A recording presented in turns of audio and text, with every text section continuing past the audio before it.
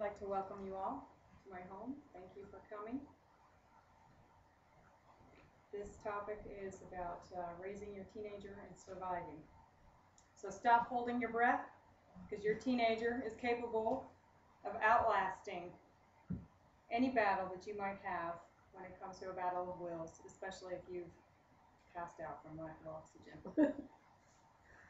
Parents who are raising teenagers, or who will be raising teenagers, have a daunting task in front of them, and they can survive and even come out of it better people with a few techniques.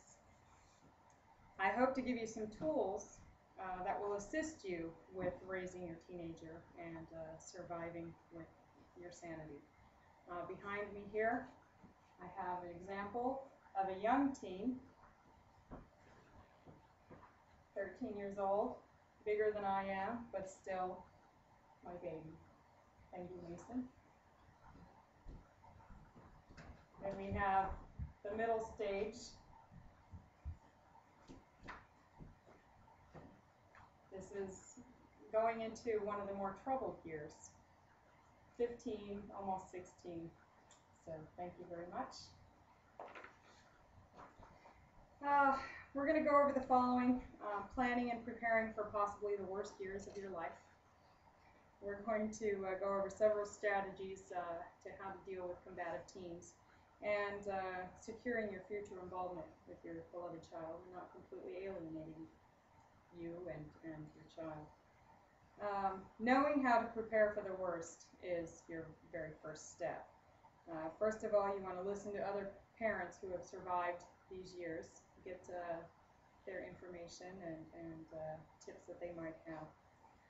Ascertain the possible scenarios before they arise. So a certain situation may be coming up and you know that it is going to be coming up, so you can possibly look at what steps you might be taking in order to, I guess, just kind of let it go without too much of a problem. Determine what steps to take in each situation. Also, we have a few resources that you can refer to. Jeannie Lurch Davis found this on the internet, and if you'd like websites, I can always give them to you later. But she recommends that parents choose their battles wisely. She quotes Kaslow saying, "Doing themselves harm or doing something that could be permanent, like a tattoo, could be, those things matter. Purple hair, a messy room, those don't matter." Now, I beg to differ, but that is one person's opinion. And it does make a valid point. Just pick your battles. Know the difference between power struggles and full-on-out rebellion. Power struggles indicate the need for independence. Children are just trying to find themselves and their place in this world. They're going to test you. That's all normal. Allow them to assert his or her independence and have some control, even if you're not liking it. Maybe the purple hair would constitute power struggle. You let them win. Not in this house, but use natural consequences when appropriate. We do that a lot for grades. You know, if they don't do their homework, of course they're going to get a bad grade, and they know it affects them in future endeavors. So that's one of the actions that you can use. Rebellion, full-on-out rebellion, that just signifies disrespect, and that is something that you do want to nip in the bud and not tolerate. Disrespect should not be tolerated. Know that raising teenagers is a big but rewarding challenge.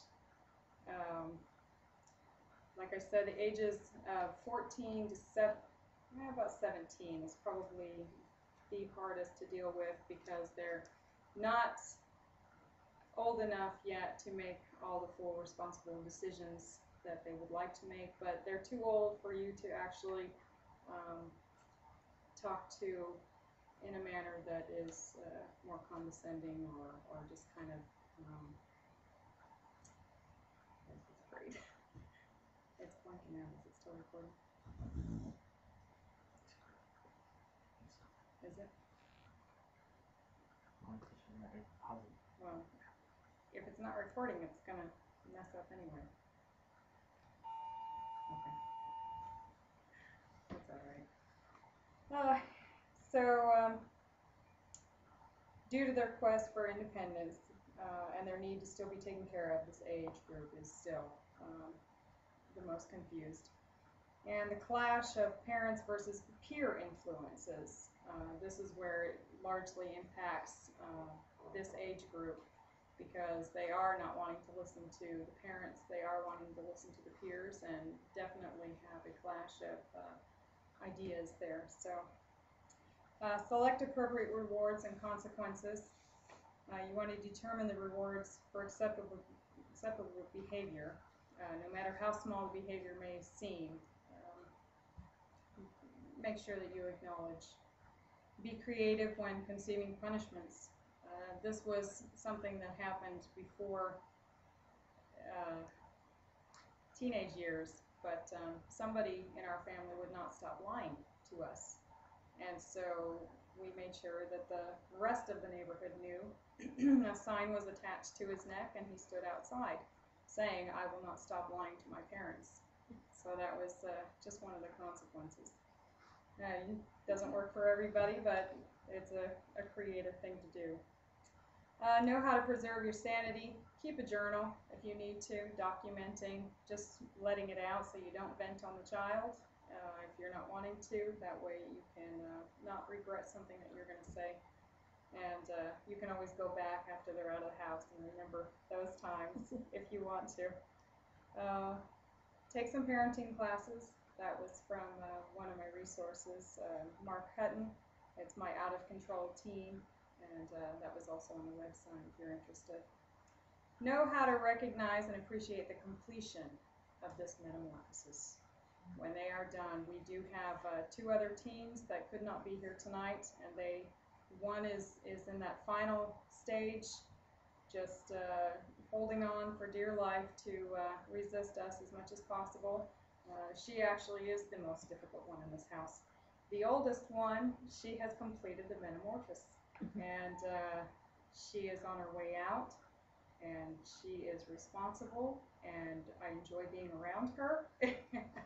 And I would like to say it's likewise. So I hope these have helped in some way. If you'd like further clarification, we can always talk later. And thank you again for coming.